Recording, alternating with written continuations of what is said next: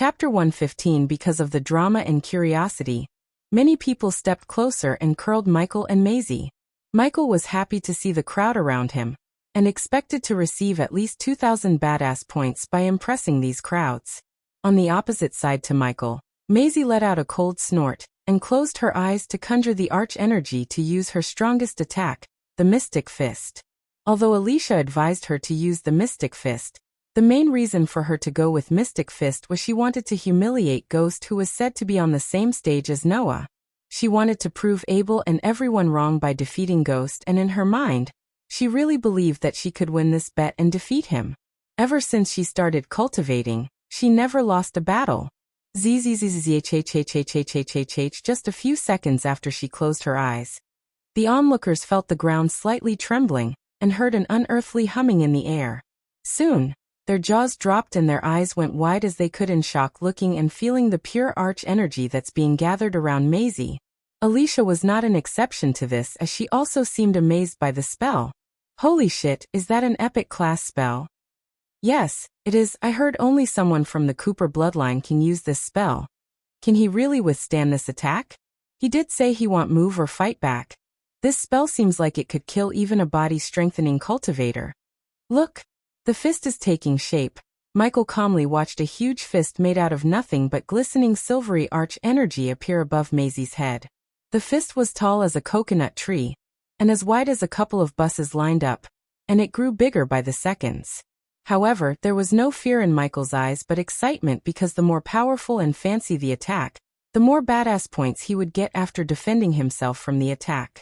Also, he was laughing out loud inside, looking at Maisie and Alicia's face, because unlike their expectation, the fist wouldn't be even able to touch him, let alone sending him flying back.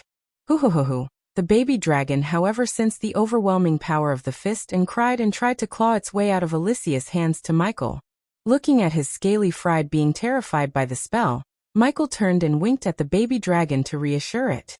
The baby dragon seemed to have calmed down a bit as the fist reached its full power.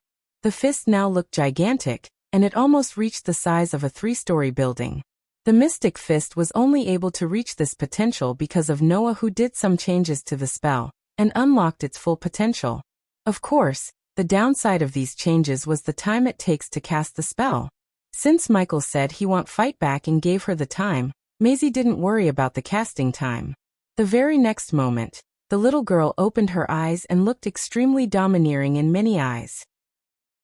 Alicia stepped back a few meters in case the aftershock was too powerful, and pushed her away. Let's step back away. Many people thought the same and rushed back away from Michael and Maisie while not taking their gazes away from them. Are you finished? I have places to be. Maisie's body shivered in anger, seeing the calm and careless look on his face. Why is he so calm? If he's acting like he's cool, he's the damn best actor I've seen. I don't think he's acting. Shut up and watch. If I cannot wipe that smile off your smile, my name is not Maisie Cooper. She shouted as loud as she could and sent the fist soaring towards Michael. The gigantic fist let out an ear-piercing howling sound. Everyone's eyes gazes were changing between Michael and the fist. Many watched the fist approaching Michael while biting their nails in anticipation.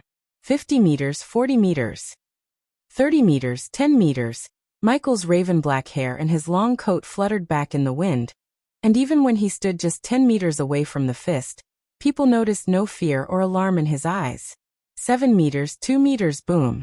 They saw the fist strike him, and create a small dust storm in the place where he stood. Some of the people who stood relatively closer to Michael flung back due to the aftershock, and the rest of them may have kept the distance but still felt the force of the aftershock. Many, including Alicia, were forced to take a few steps back. People saw Maisie stand a few meters back from where she stood initially, and turned their gazes at the dust storm. What? Alicia's voice was quiet, but Maisie and some of them could hear her. A few seconds after, the dust storm settled and revealed Michael, and only then they realized the reason for Alicia's shout. Maisie, Alicia, and every single one of them who witnessed the clash stood still in utter shock, because there stood Michael. Neither did he have a scratch on his body nor moved an inch from where he was before the attack. Ding. Congratulations to the host for successfully being a badass.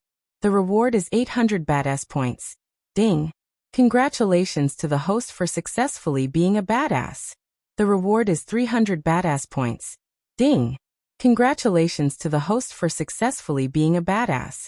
The reward is 1000 badass points. Ding! Congratulations to the host for successfully being a badass. The reward is 600 badass points. Ding!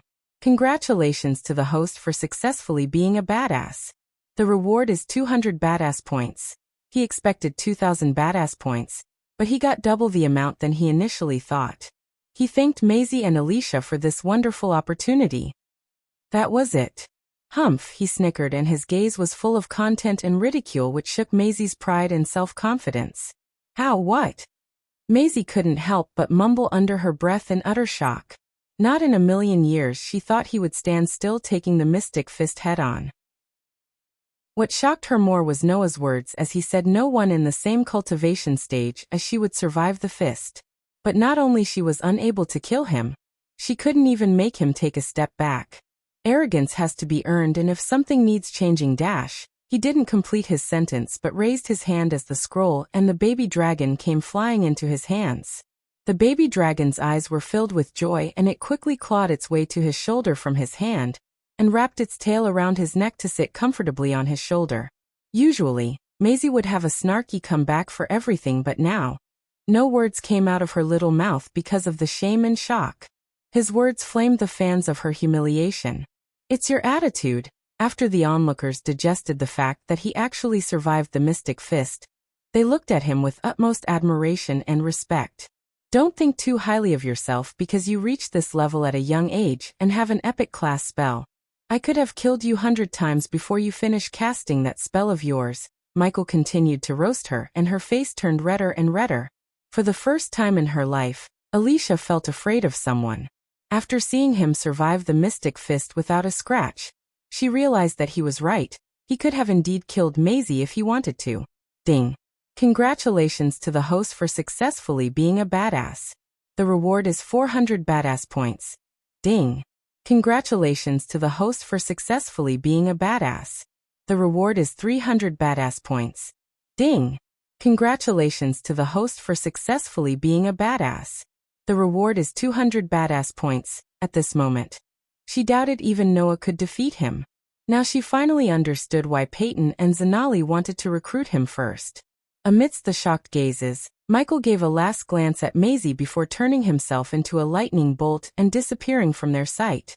Even after he left the place, no one was able to close their mouth. Right this moment, none looked at Maisie as a young genius but a loudmouth brat. Michael did not know that he attracted many eyes and spread his legend across all the kingdoms in the Elon continent. Without Noah knowing, Michael killed one of his closest friends and destroyed the self-confidence of Maisie, the girl he thought of as his little sister. In just 2 days after coming to the Nether Realm, he gained a lot more than everyone else. First, he obtained most of the herbs in the Sky Garden, and then he gained a contract to supply pills and potions to Aragoth, and now, he got what he wanted the most ever since he came to this world, a dragon.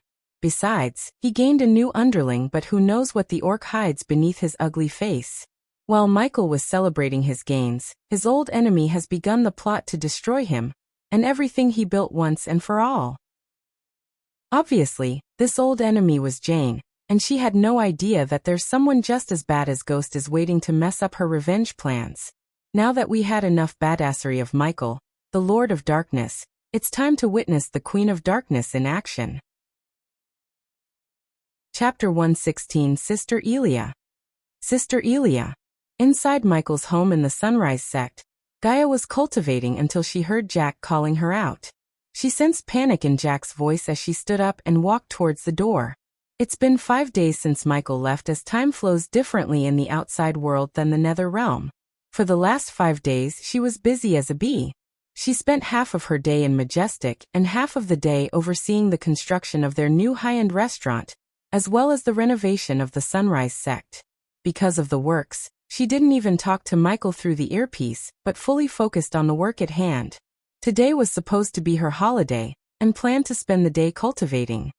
This little shitbetter has a valid reason. She cursed him under her breath and opened the door to see Jack outside the door with 5 finger marks on his right cheek. On the corner of his mouth, There was a red smudge. All of his clothes were stained with mud and dust, and there were even some scratches on his hands. He seemed like he went skating on the ground with his body. Sister Elia, seeing Gaia, Jack felt relieved. Despite her cultivation, Jack thought of her as someone he could rely on or ask for help. What happened? She knew the red smudge was blood, and also she didn't fail to notice his legs shiver.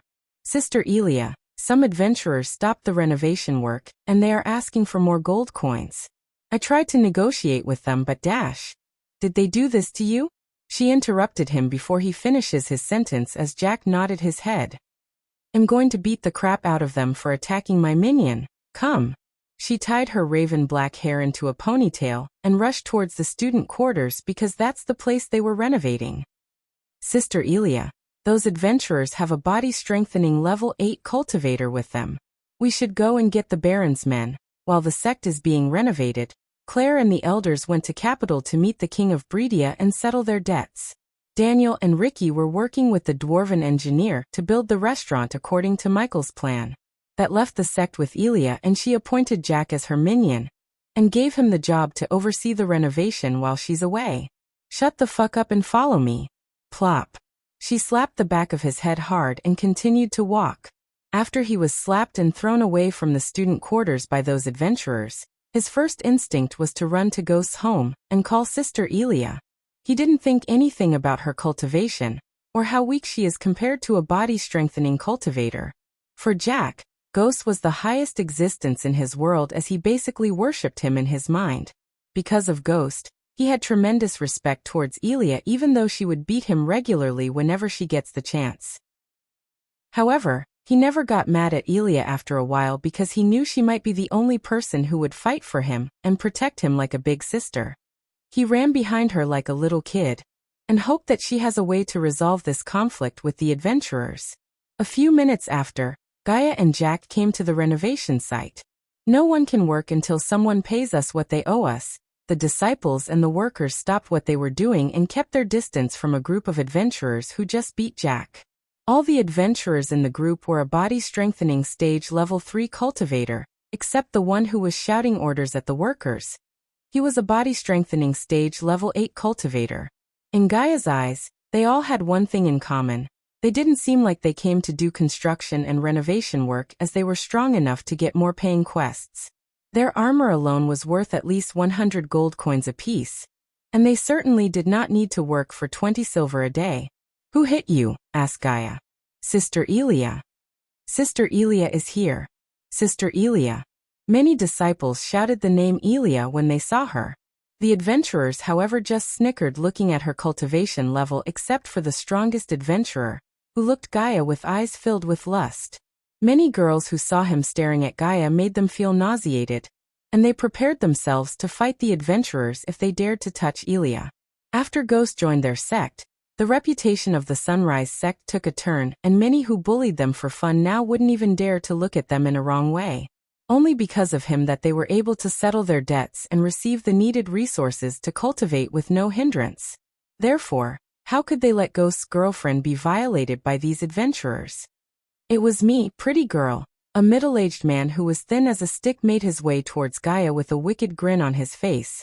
Plop. Ah! The middle-aged man halted his steps when he saw Gaia suddenly slap Jack. Did you really let this walking stick slap you? Look at him.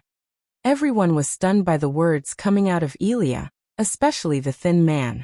He didn't think he would be mocked by a body-refining stage girl. A gust of wind could have killed this fucker. You. How did you even climb the stairs against the wind? Ha ha ha ha. Gaia couldn't keep a serious face as she burst into laughter. Sister Elia. Jack tried to stop her from antagonizing the man any further as he already looked pissed off. Your mom was also so thin as, she said laughing, she ate a meatball and thought she's pregnant. Gaia began to abuse the man's family and continued, but it turned out she was really pregnant. Pregnant with you, ha ha ha. Her joke might have been a bad one, but the man's reaction made even his friends chuckle for a moment. How dare you? Who h.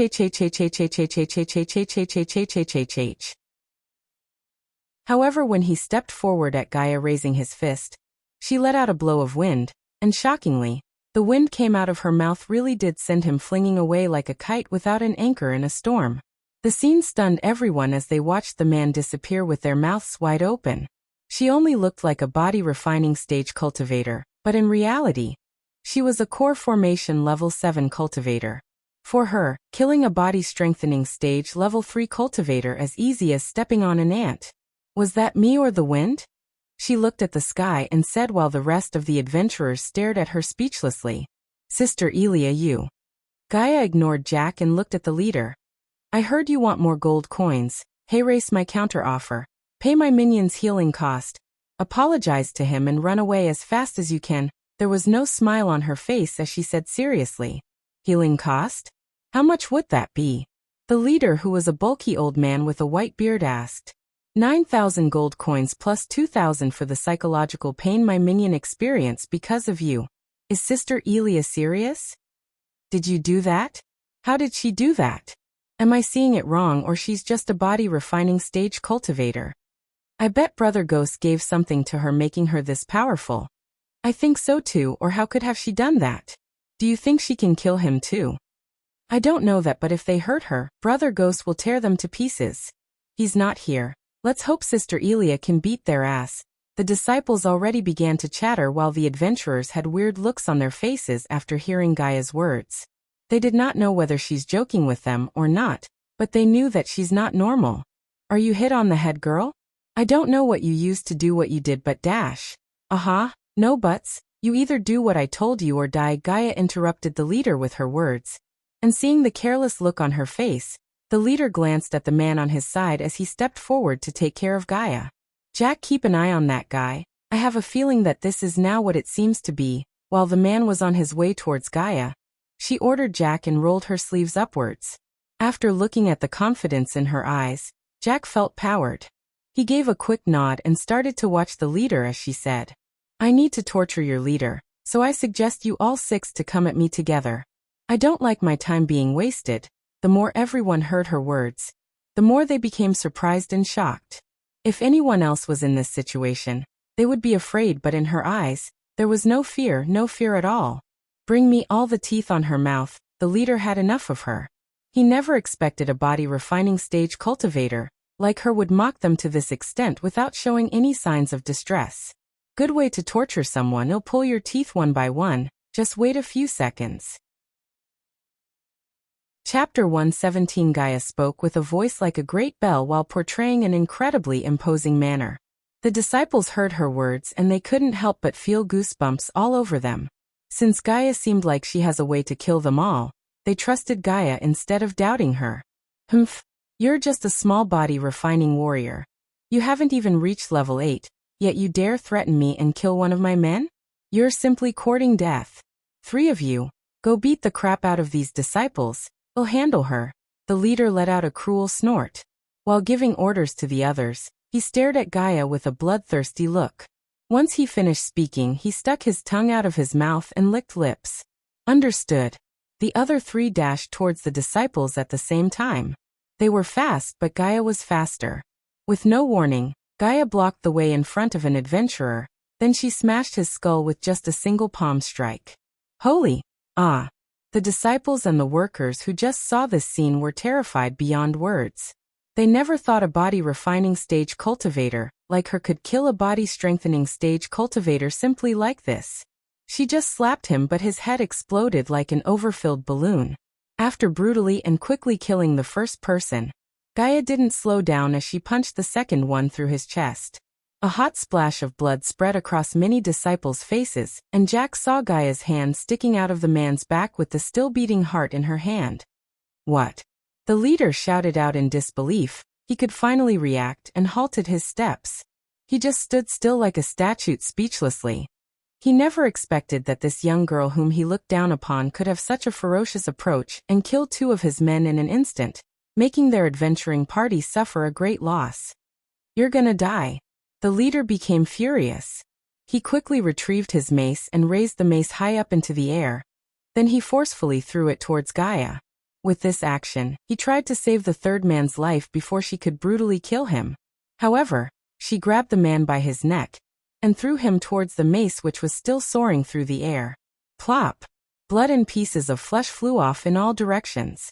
The mace produced a buzzing sound after it collided with the man's body. Because of the force of Gaia's throw and the power of the mace split open the man's head in the midair. The terrified expression on everyone's face became thicker. None of these adventurers was Gaia's match. Although the leader was much stronger than the men she just killed, compared to her, he was still feeble as a baby. When she killed these men, in the nether realm Michael received the notifications and tried to contact her through the earpiece. But she put the earpiece in her space ring while she was cultivating and didn't put it back on. Among his party, 3 were instantly killed by Gaia, and 1 was sent into the sky. They were hired to cause problems for Ghost while he was away and hurt his girlfriend, as well as a few of the disciples in the process. But right at this moment, he realized that he stepped into the wrong place and met a devil in the form of this girl. Sister Elia rocks. Hail Sister Elia! Looking at the terrified faces of the remaining adventurers, some of the male disciples cheered after Jack. The leader let out an angry roar. Then he unleashed his full power and slashed his mace at Gaia as she punched the mace, covering her fist with arch energy. Bam! The mace and the fist clashed with each other. The center of collision exploded and surprisingly, there appeared cracks on the mace. The leader was sent dozens of meters away from the impact, while coughing blood out from his mouth. Can't even withstand a single fucking punch. She let out a cold snort. Then she turned her attention at the remaining adventurers before they could escape and dashed at them with a wide evil grin on her face. The grin on her face not only terrified the disciples, but also sent a cold chill running the adventurers' spines. The adventurers intended to escape, but before even they could take a step, she appeared before them and started crazily attacking them. Bam bam bam. With every strike, a loud explosion-like sound would follow. The adventurers tried blocking the attacks with shields in their hands, but under Gaia's lightning-fast attacks, they could only defend for a few seconds before she broke shields and bones. She could have simply killed them 1 punch to each adventurer, but she beat them to induce the fear of God in the leader's heart, so he would break easily when she starts investigating him. Besides, this was her first battle after a long time, therefore, she didn't intend to end the fight so soon. If Michael was here, he would be surprised at the way she moves and fights and think of her, because she fought like the female version of Bruce Lee and Ip Man mixed together. With each one of her strikes, 1 adventurer would spit out a mouthful of blood and drop to the ground, losing their consciousness in fear and pain. Damn it! Who is this abnormal monster and why is she so strong? The leader couldn't help but curse. Today he had personally decided to attack, and he had also brought many experienced body-strengthening stage warriors with him. In his mind, with this strong force, he would be able to kill not only the ghost but everyone in this sect. Yet he had never expected he would suffer such great losses. Dead already, sigh. Weak as you would choose what quest? Catch goblins? Looking at the adventurers on the ground laying in their own pool of blood, she sighed and asked the dead ones with a disappointed face. Right at this moment, there was nothing but fear in the leader's eyes. Deep down, he wanted to tear the old man who gave this quest into pieces. At first, he took this quest to cause problems for Ghost and his sect because it was great pay for an easy job such as this. But now he wanted to go back in time if he could and change his decision. Not good. Looking at the grin on her face, the leader's legs trembled in fear. He could sense a great amount of danger from her right now. He immediately conjured all the arch energy in his body and tried to escape, but Gaia was way too fast. It was so fast that the leader couldn't escape at all. He could only move with instincts and raise the mace to attack. Just like before, Gaia didn't use any fancy spells, but punched the mace with her raw strength. Clang. The mace in the leader's hand couldn't withstand such a heavy blow. It was finally broken in half. After that, the leader let out a horrifying cry and fainted on the spot. "I'll deal with you later," she said, looking at the unconscious leader, and turned her gaze towards Jack. "You little shit, strip all the valuables from the bodies." Jack couldn't help but be terrified at Elia after witnessing the massacre that happened in front of him. It took a few seconds for him to react to her order, and he walked towards the bodies as fast as he could to do as she said. The other disciples and workers were shocked to see her order loot the bodies, but they were too afraid to open their mouth against her. Under Gaia's cruel slaughter, except the leader, all the adventurers in his group lost their lives. The area of the student quarters was filled with corpses and reeked fresh blood. After a few minutes, one girl who knew that Gaia loved attention and devotion from others started cheering from the crowd. Mighty Sister Elia! Mighty Sister Elia! Soon, every single one of the disciples was cheering together. Slowly the fear in their eyes faded away and glowed as they stared at Gaia. Hearing the cheers, she stepped on the leader and looked like a goddess of war who had just descended from the skies in many disciples' eyes. Gaia's brutal approaches, her imposing image, had all been deeply carved into the hearts of every single disciples and workers who witnessed the scene. Right now her heroic image had become bigger and bigger in their minds. The battle tonight was an eye-opener for every disciple. All of them had realized why Ghost is keeping her with him all the time. A group of body-strengthening adventurers were all killed in just a few minutes by a body-refining stage girl. Such an incredible outcome wasn't possible even in the dreams of the people. Gaia waved his hand. Then the cheering immediately quieted down. All of them looked at Gaia, awaiting her next command. This will be the outcome for those who dare to mess with us. Chapter 118. A few hours after the events of the Sunrise Sect, nightfall illuminated by the rise of stars, so at Baron Totonk's manor in the black. Frost grew over the windows even as the duvet kept the girl in the room warm. The girl wore a silky nightgown and watched the ice crystals grow for a while, allowing her brain to be empty. The morning would bring the beauty of the ice for sure, that crunch under the boot and the bold greeting cold air brings. Yet between now and watching her breaths rise as new white puffed clouds, she knew that the night is going to be a cold one. Knock, knock, knock. While the girl was looking at the distant sky through the window, someone knocked on the door softly. Come in. The door opened with a low creaking voice, and then through the door came an old man who had his face covered with a dark hood. Miss Totonk, it seems there was a small hindrance to our plan, the old man said as Jane turned her gaze away from the distant sky to him. But Howard handled the situation and brought the girl here. The seriousness and the anger within her eyes disappeared. Her mouth curved upwards to reveal a small smile. Jane was prepared to punish the old man if he failed his task.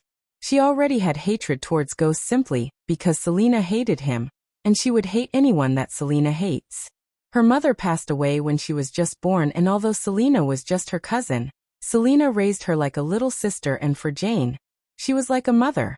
Therefore, when she heard Selena's complaints about a guy who tried to perv on her at the waterfalls, Selena wanted to tear the guy into pieces. Like pouring petrol into the fire, her anger burned hotter after she heard what happened in Heaven's Gate competition. By stepping onto the 100th step and standing beside Selena and Jack despite their strict order against it, Ghost disrespected Selena. That was why when she heard Ghost came to Bradford through her spies, she immediately went to the Green Heaven and picked a fight with him.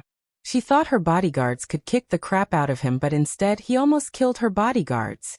What made her more furious was that when she told her father and asked him to punish Ghost, he sided with Ghost, saying that it was her fault. Ever since she was born, he never raised his voice at her, but because of Ghost, he chewed her out and made her cry her eyes out. From that day, she was plotting her revenge on Ghost, and when she heard he's going into the Nether Realm, she put her plans of messing with his plans in motion. At first, she sent a couple of goons pretending to be customers to the Majestic to destroy the reputation of his new business. Then she hired a group of bandits and ordered them to target Ghost's customers. As her next plan, she asked the old man who is her new bodyguard to hire a group of adventurers to harass the disciples and stop their renovation. Of course, by harassing, she meant breaking their bones just like Ghost did to her previous bodyguards, as well as kidnap his girlfriend. Jane was planning to either sell her in the slave market or simply kill her and blame Bradia's devil, Lucifer.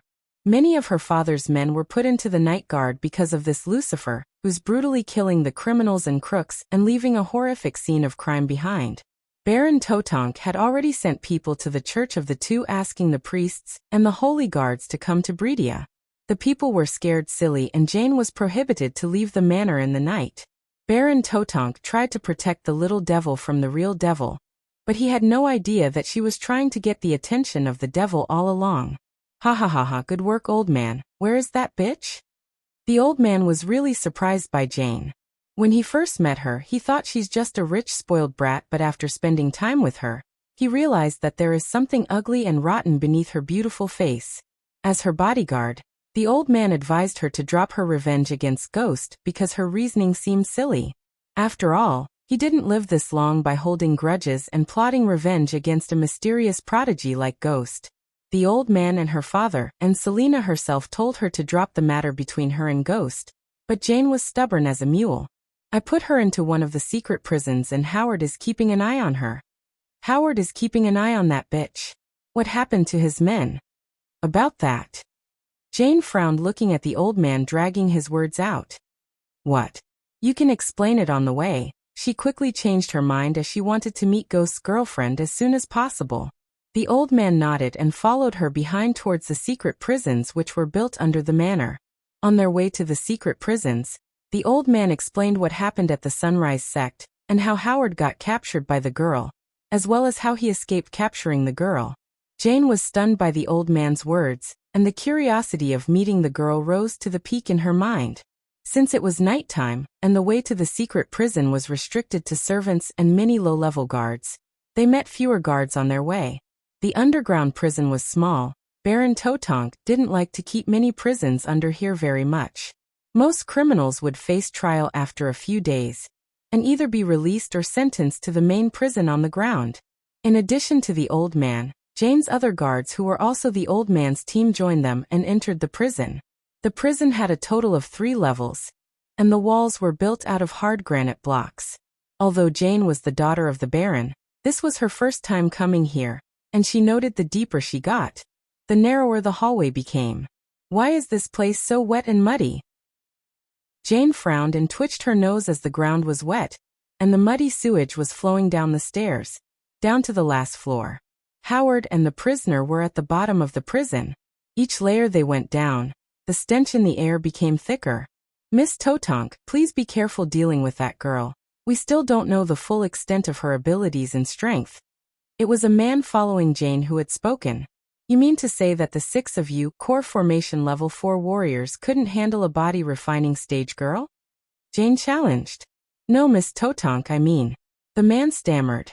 After hearing her reply, the old man turned his head and signaled everyone not to speak a word, as he knew she wouldn't listen to them. This floor was many times smaller than the one above, with a total of only 3 to 4 cells. The warden lit the torches on the walls, and as the darkness faded, Jane saw a girl sitting on a chair in the middle of the room with Howard standing behind her. The girl had her head covered with a black sack, and Howard's light blue armor almost turned red by his own blood. The temperature in the dungeon was low enough to make people see white fog when they breathe out. The old man's group circled Jane while the old man himself stood by the girl on the chair's side in case she tried anything that would harm Jane. His first priority was protecting Jane, and he wanted to do that to the best of his ability. Yet because of Jane's stubbornness, his job became more complicated and difficult. She did that to you? Humph. Jane snickered, looking at Howard. In the light of the torches, she saw his legs trembling and couldn't help but look down on him. Howard, on the other hand, only just a few minutes ago realized that he was hired by the Baron's daughter through the old man. He wondered what Jane was planning to do with the girl. Yes, Howard answered meekly, and everyone except the old man was stunned because he was a body-straightening cultivator, while the girl was only at the body-refining stage. Since they were not there with Howard to see how she massacred his party, they had a hard time believing him. Of course, he would happily agree to kill this girl as she killed all of his adventuring party and tortured him till he wet his pants, but although the girl was tied to the chair as well as iron shackles were around her hands and legs, she wasn't a prisoner as they were thinking. She's not our prisoner, we are hers, Howard thought to himself while struggling to stop his body from shivering, not in cold but in overwhelming fear. Looking at Jane and the guards behind her who were staring at him cluelessly, Howard could only feel pity for them. At this moment, they did not know that they just brought the devil into their household and served themselves on a silver platter. Chapter 119, Where is your ghost now, bitch? Thud, thud, thud. Jane asked angrily and started punching Gaia violently like a crazy animal. Howard stepped back from Jane and Gaia, thinking what's going to happen to Jane. Mississippi. While Jane was punching Gaia, The old man noticed the girl on the chair isn't moving as she's supposed to. He frowned and tried to stop Jane. What? Jane turned her cold eyes at the old man, and before the old man could say anything, she looked at Howard. You. Remove the sack. I want to see the look on her face while I break every single bone in her body. Yet even after hearing Jane's order, Howard stood still in the corner shivering to go towards Gaia. Didn't you hear what I said? Instead of walking forward towards Gaia, Howard stepped back further into the dark corner of the room. Everyone, including the old man, was stunned to see Howard cover in fear like this. The suspicion in the old man's heart got bigger as he himself went to remove the sack from the girl's head. Boom. However, the moment he touched the sack covering her head, a blast of force sent everyone in the room flying. One by one they hit the wall, and the force of their collision made the old room tremble. The force blast also put down all the torches except one which didn't burn as bright as before, but let out a small shimmer of light. While they were struggling to stand up, Howard saw the chair with the girl floating in midair. Oh my God! Like a scared little kid, Howard curled onto the corner in fear. Ha ha ha ha ha. Suddenly a burst of evil laughter filled the room, and the very next moment, the small shimmer of light coming from the torch disappeared, making the room pitch black. What's happening? Leave. Leave me. Alone. Don't. Kill. Me and The old man himself began to feel afraid, and heard some of his colleagues scream.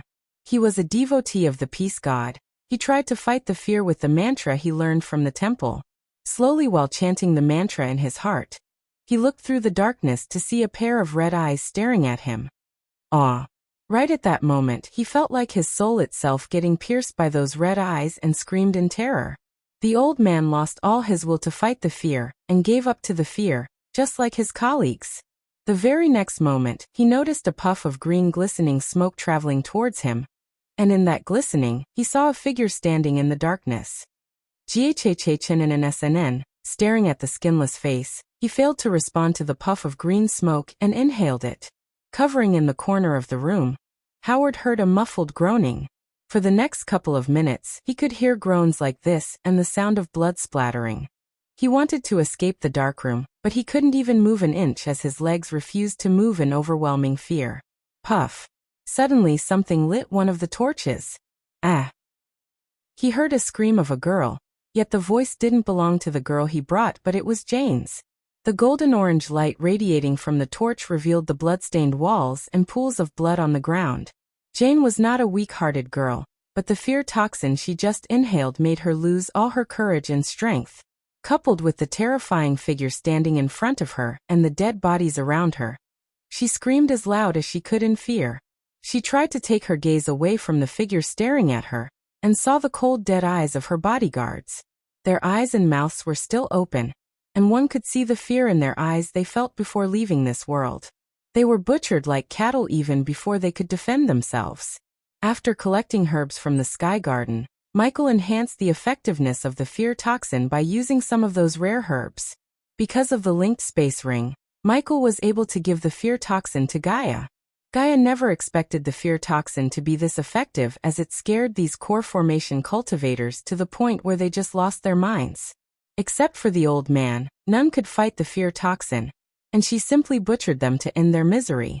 She slowly walked towards Jane without uttering a word. Jane was still screaming, but she made sure that no matter how loud she screams, no one would hear her cry. When she tortured Howard by pulling a couple of his teeth out, he confessed all about how he met the old man, and what he was hired to do. It was Michael who told her to go meet the old man as a hostage. Both Gaia and Michael had an idea that Jane might be behind the recent quarrels and bandit problem near the Sunrise sect. They also knew that if Jane was indeed behind this, she would make sure that the Baron doesn't know about anything because he strictly ordered her to stay out of Ghost's way. Just like they planned, the old man used a secret tunnel to transport Howard and Jane into the underground prisons without alerting the Baron. Instead of go looking for Jane, they made sure Jane herself came to them. For the outside world, Howard and his group were killed by Gaia because they tried to extort more coins and harass the sect. No one would know what was his real motive, or who hired, as the old man did everything related to the Sunrise sect very discreetly according to Jane's order. Pulch. Without even turning her back, Gaia kicked one of the swords on the ground and sent it straight through Howard's head. After killing Howard, she had erased all the evidence that could trace back to her and Michael. Now the only thing that remained her to do was kill Jane and end this feud. But before killing Jane, she wanted Jane to be sane, or at least less affected by the fear toxin. Therefore, she stopped radiating the fear toxin from her suit of armor. "A stupid bitch like you shouldn't have tried to mess with us." The voice modulator the system placed in her suit of armor transformed her voice to sound freaky and inhuman. Gaia grabbed Jane by her neck and lifted her up. "Who? What?" Jane tried to speak, but Gaia tightened the grab around Jane's throat. "No, the time for you to speak is over. The moment you tried to mess with my human, you sealed your fate, crack." The very next moment, Gaia snapped Jane's hand into two like a stick. "Ah! Ha ha ha ha!" Jane screamed in agony, but Gaia laughed, looking at her pain. She knew that Jane would have done the same if she was weak and helpless. Thinking about how she beat her violently just a few moments ago, Gaia had no regret of torturing Jane. If you want to blame someone, blame the god who put the brain in your ass and shit in your head. So, Lee. Nah, despite the pain and fear, Jane let out the name of her cousin. "Don't worry, that bitch is on our list." There was a sudden terror emerged in Jane's eyes which showed the love and bond between her and Selena, because even in a situation like this, Jane worried and cared for Selena. Deep down in her heart, she hoped that Selena would come out of nowhere and save her from this girl. She wanted Selena to be her white knight in armor, but she did know that even if she appeared at the prison magically, she couldn't save her from Gaia, who was a core formation level 8 warrior. At this stage, even Michael would have a hard time defeating Gaia without getting the help of the system. She was a true genius who traveled many places and trained herself through many life and death battles. Not a prodigy who would only fight in a tournament. Crack. She broke Jane's other arm as Jane started to lose her consciousness due to the pain and the blood loss. "Human." Suddenly Gaia heard Michael's voice in her ears and nodded. She then took out the earpiece from her ear and placed it near Jane's ear. "Playtime's over, bitch." The very next moment after Jane heard these words, everything around her became dark. Gaia retrieved the dagger from Jane's head and threw her body aside. With a wave of her hand, a bright beam of light appeared out of her space ring and disappeared along with all the dead bodies. Michael ordered her to place the bodies somewhere public. He wanted the name Lucifer to be something like Voldemort, a name to be afraid of. People like Jane and cultivators should shudder in fear at the mere mention of Lucifer. First, he wanted to clean and get rid of all the righteous hypocrites and criminals like rapists, mass innocent murders like the Blood and Bones sect from this world. How could he let scum like these be in his world? He was not planning to rule a world that is infested with criminals and such. To do that, he had to spread fear and cleanse this world, starting from Breedia. By killing Jane and showing their bodies to the public, he had taken a big step in the path of becoming the Dark Lord that the Guardians are so afraid of. Chapter 120. The very next day Gaia killed Jane. She acted as nothing had happened and resumed her normal schedule. Like first thing in the morning, she filled her stomach with all the delicacies that Raylene cooked for her. After Michael turned her into a 5-star chef, Gaia made Raylene cook everything she likes and devoured everything in a couple of minutes. With her belly full, she would oversee the renovation of the sect. She ordered to tear down the entire quarters of the elders in Claire and build it from the ground up.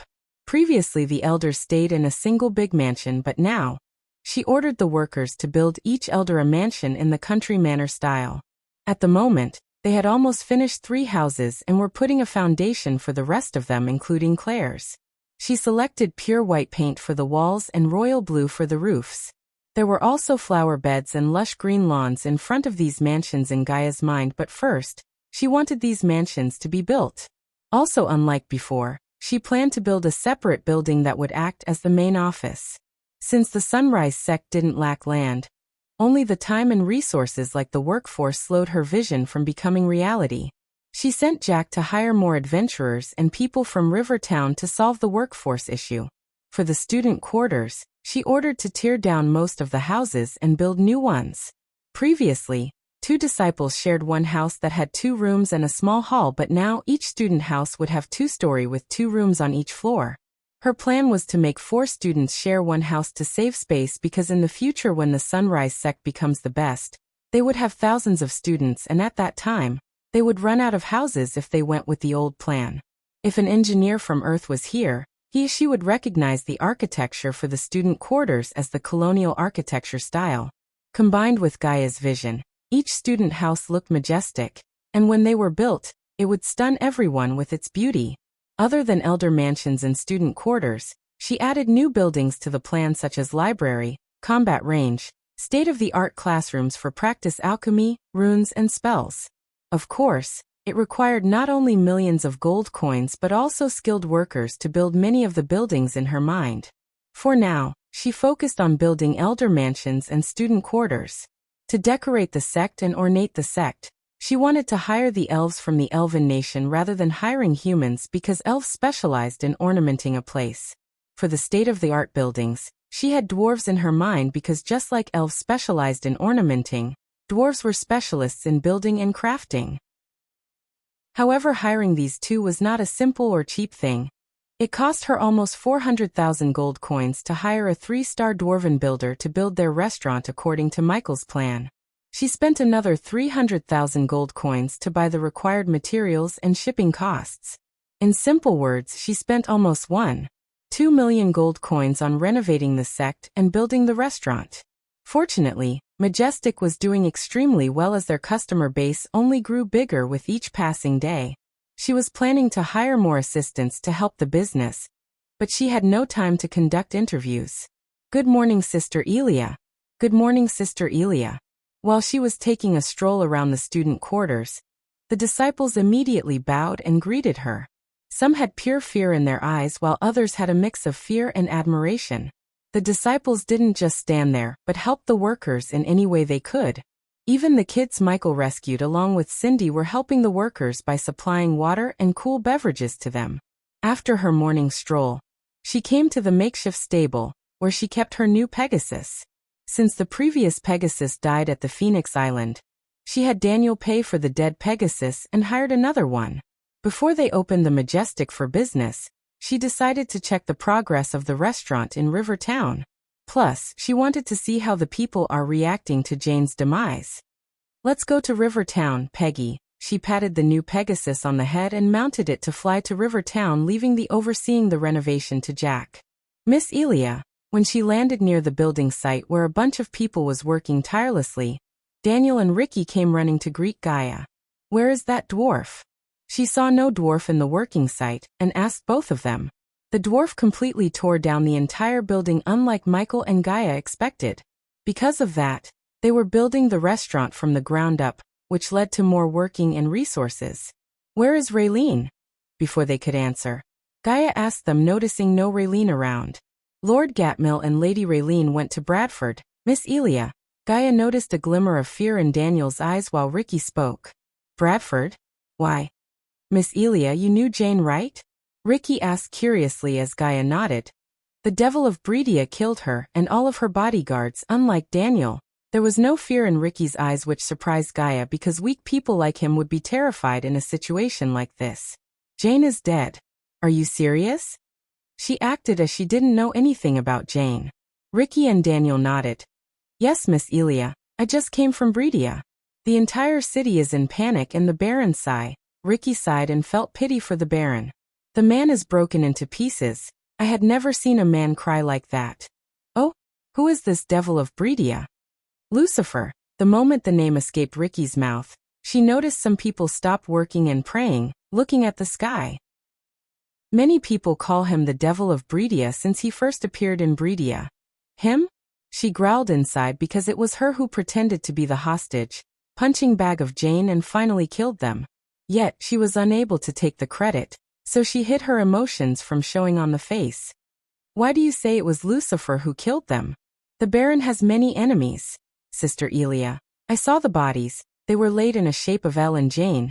There was a small pause in Ricky's voice for a few seconds before he continued. She was hanged from the top of the manor. Lucifer broke her 2 arms. Sigh. She suffered before dying. Ricky obviously sympathized with Jane, but Gaia, who actually killed her, didn't feel a thing for Jane. Michael would have left her alive if she hadn't held off a grudge against him.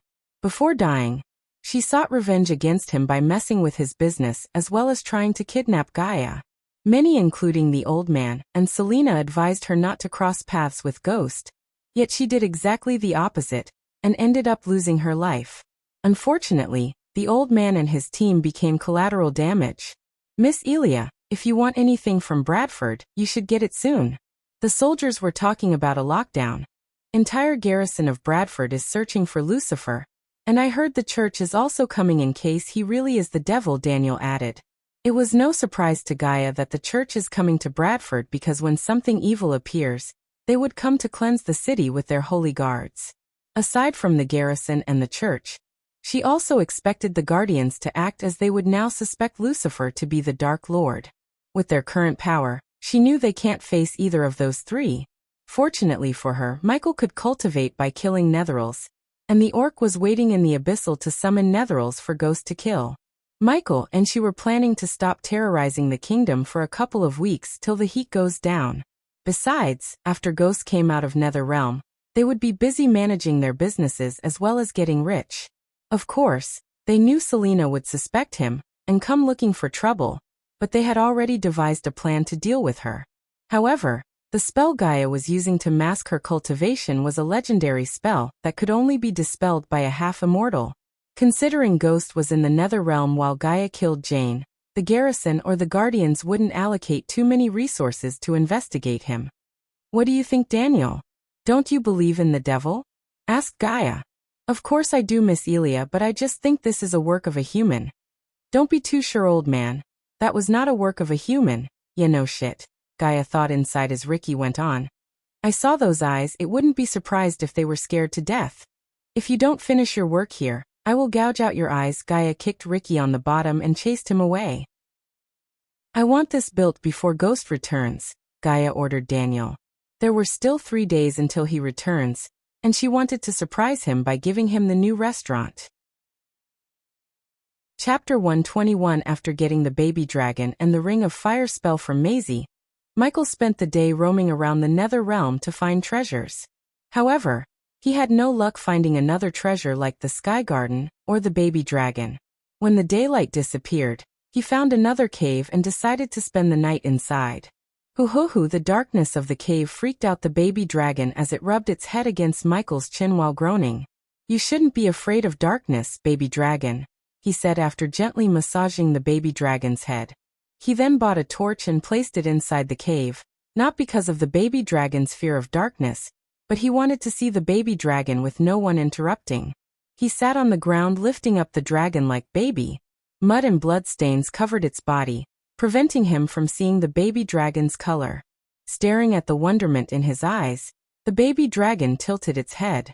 Everything seemed like a dream to him. He never expected in a million years that he would be transmigrated to another world and presented with an opportunity to control the entire world such as this one. Holding the baby dragon in his hands brought some memories he was desperate to forget. Yet the prickly tongue of the baby dragon stopped his train of thought. Let's clean you up. He opened the system to buy a small bathtub, so he could get rid of all the blood and mud stains from the baby dragon. The baby dragon's eyes were filled with curiosity when he placed the bathtub beside him. He then moved on to fill the tub with scented water. Hoo-hoo, surprisingly for Michael, the baby dragon shook its head, showing its reluctance to water. This act of the baby dragon reminded him of the dogs back on Earth who also hated taking a bath. The scaly little bastard might be a noble dragon, but acted like a spoiled puppy. Nope, you're getting a bath, he flicked on its forehead, ignoring the protesting of the little dragon. The baby dragon was an intelligent creature. It realized that its protests were going to be in vain. Hugh. He felt the baby dragon's body getting warm. The closer he took the dragon to the tub, the warmer its body got.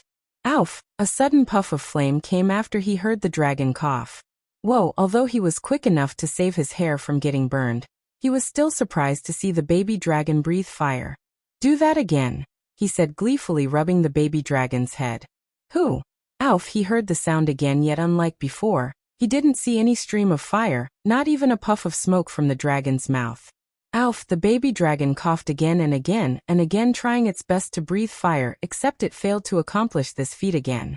It's okay, you're still too little to breathe fire. Seeing the baby dragon struggling to breathe fire, he comforted the scaly creature, hiding his doubt and disappointment. Ooh, while the dragon was distracted, he merged it in the water. The baby dragon cried in shock and fluttered its scaly wings, trying to escape from the clutches of this cold water. Michael had his hands full with the little dragon, who now had absolute hate for water for the next couple of minutes.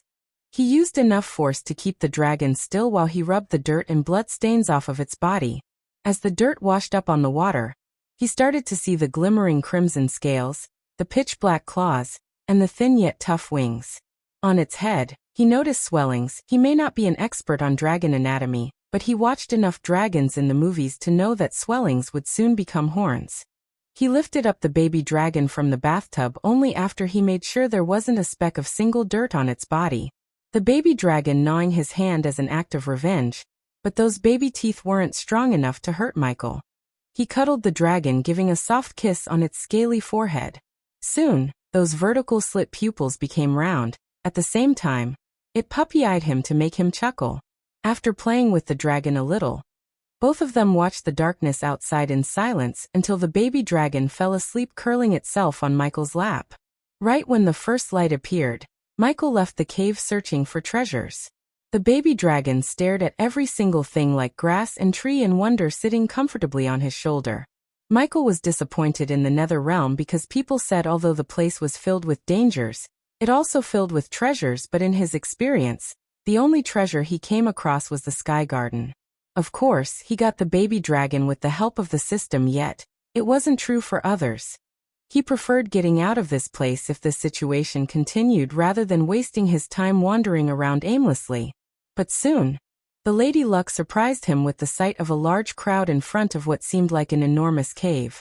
He walked cautiously towards the crowd and stood behind a large tree to see what's going on before acting. Well then everyone, there's not much time left. We should plan accordingly now that we have 6 rare weapons here. We'll definitely be able to destroy those magical beasts and reduce the casualties to an absolute minimum. He heard a man's voice. No wonder they are called the rare weapons. Their strength is far too strong. Those big sects are rich as fuck, with a rare weapon in their hands. Each of them can battle a body-strengthening stage beast. With the right strategy, they could even kill one. Many of the men there began to chat among themselves in quiet voices with a fear of speaking too loud. There are a total of 4 magical beasts. Each one of them is extremely dangerous and powerful. It requires 2 of us with a rare weapon in order to fight one of them to a standstill. I can only guess that it would take 3 of us with a rare weapon to kill one of the magical beasts. We have 6 rare weapon users, meaning that we can kill 2 of them. The other 2 will have to be dealt with by the others. Michael recognized this voice. It belonged to Evan Clark, one of the prodigies from the Morning Star. The last time he met Evan was on the battlefield fighting the Netherals in River Town. We have plenty of level 10 body refining warriors. With the last 2 magical beasts, they'll be able to deal with them. Although no one else would have a rare weapon, the amount of them is enough to handle the last 2 beasts, another feminine voice said. Victoria. He instantly recognized Victoria by her voice. Knowing that these 2 were here, he realized that there must be something valuable inside the cave and worth exploring. Not to mention he could harvest badass points by taking the spotlight from these so-called prodigies. That's correct. If we all work together, then we will be able to break past the defensive line of the magical beasts. I agree to this plan, Victoria said. I agree as well, followed by Victoria's voice. He heard Hannaberry's voice. What is she doing here? Flashing the Netherals to death, Michael chuckled inside. The crowd saw 3 of the 5 experts had all agreed while the other 2 remained silent. Noah, Alicia, if we may have your opinion. Evan looked at Alicia and Noah, and then the little girl beside them. I see no problems. Both Noah and Alicia nodded their head in agreement with Evan's plan. Seeing the strongest among them give their agreement, Evan had a look of excitement on his face. Then, taking a glance at the crowd, he spoke in a loud voice. Everyone, now that the 5 experts have all united to enter the Immortals' Cave, I hope that everyone will stand with us. Our combined strength will be enough to kill the magical beasts, and whoever enters the cave will be able to take what they find. As soon as Evan finished his speech, everyone stood up at once and began to cheer loudly. Each one of these men was at level 10 of the body refining stage, and with their rare weapons, they were on par with body strengthening level 5 warriors. If you are not above at least level 7, then don't throw your life away. We are only inviting those who at the peak level to fight with us. Victoria yelled out loud, causing those who didn't meet the criteria to be displeased. Victoria sounded arrogant as usual. The way she spoke irked many people, but they had to stay back unless they wanted to end up as magical beast turds. After this, those who weren't strong enough to face the magical beasts could only retreat away from the cave grounds, leaving behind around 70 men. Each of them was at or above the level 7 body refining stage with a strong background and a determined face. Good, then let's have everyone here so we can plan things out. I propose that we split up into 4 groups. Each one will deal with a single magical beast. Does anyone have any opinions? Evan spoke. This plan's fine, I agree. I agree as well. Everyone began to ask their questions. Shouldn't we wait for Ghost? Among the crowd, a person asked, making Michael grin. Chapter 122. After the man asked the question, among the crowd, there were a few moments of silence. It was Victoria who broke this silence with her words. We are not waiting for anyone. The people here are more than enough to slay those 4 beasts. She left no place for anyone to talk back. Ever since he humiliated her during Heaven's Gate competition by Spartan kicking her off the stage, the seed of hate towards Ghost had grown into a giant tree in her heart. Every time she hears the name Ghost, a flash of anger would emerge from her soul itself. Hearing the name she hates the most again. Deep down she hoped he had died somewhere in the nether realm. That bitch didn't change a bit, Michael said to the little dragon as it tilted its head confused. Evan smiled. Ghost can join the fight when he comes here. For now, the inner group here has enough people to split into 2 groups. The rest of the men here should split into 2 groups as well. Does anyone have any objections? The inner group Evan had mentioned were all standing right next to him. All of them belonged to either one of the 3 sects or a powerful faction like the Guardian Guild. Behind the tree, Michael was scanning the area to detect the so-called 4 magical beasts they were meticulously planning to defeat. His closed eyes opened abruptly when he detected the magical beasts using his environmental scanning. 4 core formation level 7. These beasts were not something he could handle alone. Maybe with Gaia, he could have defeated one, but even with her at his side, no way in hell he could have killed more than 2. Fortunately, these guys were preparing to fight the beasts, leaving him to plot a plan of his own. On the other side, Evan spoke to the others. 4 magical beasts are guarding the Immortals' cave. The names of each of these strong magical beasts are the Winged Ash Snake, Golden Lightning Lion, Bearded Earthworm, and the Ground Terror. After examining them closely, we've already established that their strength is the same as each other. The only difference is their innate skills. The Winged Ash Snake is capable of flying and spitting out an extremely potent acid.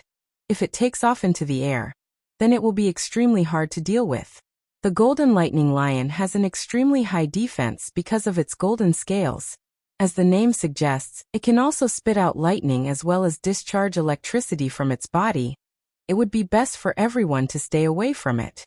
The Bearded Earthworm is a special variation of an earthworm. It has an equally strong defense to the Golden Lightning Lion, but its only weakness is, it is slow. If anyone has speed spells, the Bearded Earthworm will be your best target.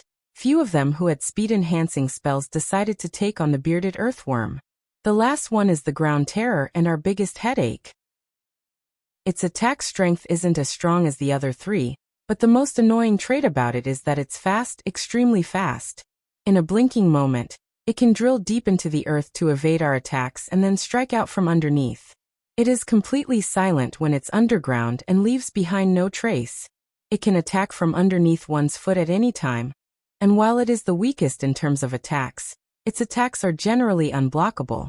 At the mention of the Ground Terror, Victoria's eyes narrowed angrily. Clearly, she had fought one before and ended up on the losing side. Evan, which magical beast do you think we should take on? Noah asked from the side. We should target the Winged Ash Snake. We have 3 rare weapons, and one of them is a longbow. If the Winged Ash Snake were to take to the skies, then we could shoot it down. We also have a whip that can tether and restrict the snake's mobility. At the very least, We could prevent it from taking to the skies. These two weapons are the bane of the winged ash snake. Evan spoke with no hesitation. Noah thought for a moment before nodding his head in agreement. Makes sense, since Abel went missing. Noah wasn't his usual self, or he would have taken the initiative to lead the group against these four magical beasts.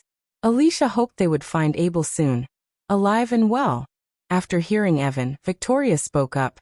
The bearded earthworm has extremely strong defenses and has a lot of strength as well. The average body refining stage warrior wouldn't be able to do any damage to it. And without a rare weapon, its defenses cannot be pierced. I will lead a group to take this one. The others can deal with Golden Lightning Lion and Ground Terror. In a flash, the discussion was over. The most annoying magical beast, the Ground Terror, who had an unavoidable and unblockable attack, and the strongest magical beast, the Golden Lightning Lion, were given to the last two divisions.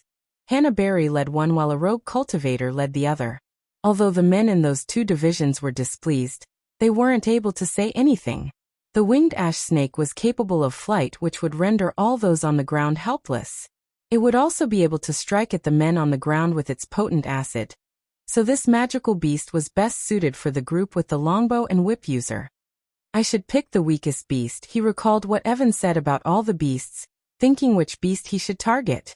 Without another thought, he removed the Ground Terror from his mind. That left him with three options: the Golden Lightning Lion, the bearded earthworm, and the winged ash snake, except Noah and his group picked the winged ash snake. Considering he couldn't use the long-ranged weapon as good as Gaia, he decided to leave the winged ash snake to his group. Finally, after deep thinking, he chose the bearded earthworm as his target. He had two reasons to choose the earthworm. First, he could use its slowness to his advantage, and second, he would be able to steal the spotlight from Victoria as well as get more badass points from the system. Although the Ground Terror and Golden Lightning Lion were both hard to deal with, the remaining two divisions were strong in their own right, and had many people. With at least 30 peak body refining stage warriors against a single magical beast, the problem shouldn't be that big. After walking towards the cave for a few minutes, everyone came to a stop as they spotted the remains of a battleground. Some were engulfed by greediness. They thought they could make their way into the cave without alerting the four beasts guarding the cave entrance, except they couldn't. Suddenly, the thunderous roar of a magical beast could be heard as it shook both the heavens and the earth with an ear-splitting sound. Then three enormous magical beasts came into view. One massive python of large width with a head bigger than the height of a fully matured man and black wings. This was the winged ash snake. Right next to the winged ash snake was a gigantic lion with a ferocious look and body covered with golden scales. Occasionally, a ripple of electricity would dance across its body. This was the Golden Lightning Lion. To the side of the Golden Lightning Lion was a lizard-like magical beast that was 1 meter tall and 10 meters long. Four stumpy legs held it up from the ground, and its body was completely covered by grayish scales. The most iconic feature of this magical beast was the long beard hanging from its chin. Obviously, everyone recognized this as the bearded earthworm. As these three magical beasts appeared, everyone felt a sudden surge of power in the air, pressing against their chest as if there were a heavy stone there, making them difficult to move. Don't panic now, the Ground Terror might still be underground, so be careful, Victoria said as she held up her flaming sword and charged toward the bearded earthworm. Following straight behind, Noah, Evan, Alicia, and their group charged at their target. Standing atop a tree branch, Michael watched the battle starting between the magical beasts and the youngsters. On his shoulder, the baby dragon craned its neck to see the battle. Hoo-hoo-hoo, maybe he was wrong, but the baby dragon sounded like it's asking why isn't he taking part in the battle. Let them fight and weaken the beasts, then I will take out the weakest. Note this, baby dragon, do not pick a fight that you cannot win. The baby dragon moved its head up and down, acknowledging his advice. Michael had two plans. In plan A, he would kill the beasts after they weakened the beasts using all their spells and attacks. In plan B, he would simply dash into the cave while the four beasts were occupied with the youngsters. Of course, he could ask the system to get a perfect solution, but he decided to test himself to prove himself that he could survive without the system's help, because overly depending on the system might become his weakness in the future. To take out these beasts and overcome this situation, he would use his current as well as the skill set he learned as an assassin. At that moment, aside from the ground terror, the other three magical beasts began to take action. He focused on the bearded earthworm to study all of its movements and attacks. This is going to be a battle where Michael had to depend on himself completely rather than the system. Chapter 123 Whoosh. With a flash of golden light, the yellow-clothed girl in Noah's group shot an arrow from her solunar bow aiming at the winged ash snake. Bang! The arrow collided against the winged ash snake, producing an explosive sound. The snake's entire body began to spasm for a moment before settling once more. On its giant body, a single bloody hole could be seen. With an enormous hissing sound that stung the ears, the snake focused on the girl. Those vertical slit pupils were locked onto the girl. Use the whip to bind its body. Evan raised his spear, roaring at the snake while keeping a safe distance from the snake. Alicia dashed forward with a serious expression. In an instant, the whip in her hands blurred as it flew toward the snake's body. While in midair, the whip began to extend before becoming a 100-meter-long cord that wrapped around the two wings and bound it shut, preventing the snake from flying. Forward! Evan roared. With his rare weapon in the air, he and three other men dashed at the winged ash snake. At the same time, Noah's body blurred away as aimed his light wind sword to attack. Bang! An explosive sound and a billow of energy pulsed out like an ocean of energy. The surrounding area quickly went to ruins as the three other divisions began to fight as well. Ah! As the battle continued for some time, a cry filled with pain could be heard on the battlefield as a youngster was bitten from the waist down by a creature whose head looked like a mouse, dragging him down beneath the ground. Ground terror! The ground terror is here. Everyone be careful of the ground.